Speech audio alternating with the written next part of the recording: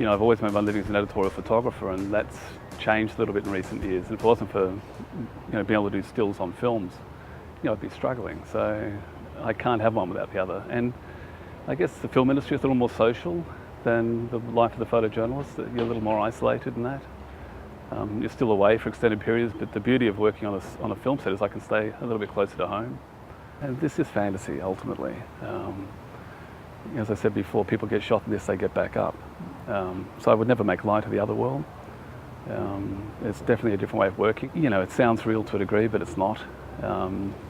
You've got safety officers on here that insist on you wearing safety glasses if you're in the line of fire, where, in the real world you don't have that.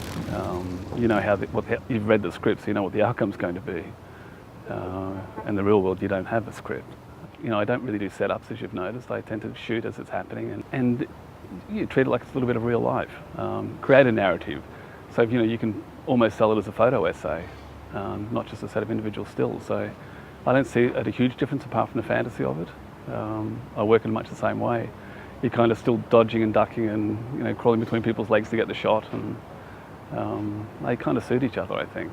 Look, there's a couple of rules on the set, and that is you don't intrude, you don't upset the balance of the set. I understand that. I mean, in my world, the other world, I wouldn't settle for second best. I mean, I'd be elbowing or hipping the other cameras out of the way, or get in front first and stay there. But I understand the balance on a film set, but I still bring the same approach. You've got to get the shot no matter what. And you're shooting with 3 cameras out there, so I'm kind of like the fourth eye, so to speak, and I've got to try and find a gap where I'm not going to get in their shot. So I think it's a challenge. I like the challenge of that.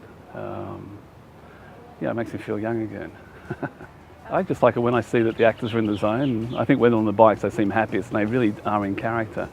So I come back and it's a little bit like being in the darkroom watching the black and white print appear in the chemicals, and the looks on the eyes, and whether it's Snotty or whether it's Jock, and they're leading the pack, and you get a sense they really feel like they're part of it. I get a kick out of that, And again, it's also like being part of that team thing again. I can see that they're taking pride in their work.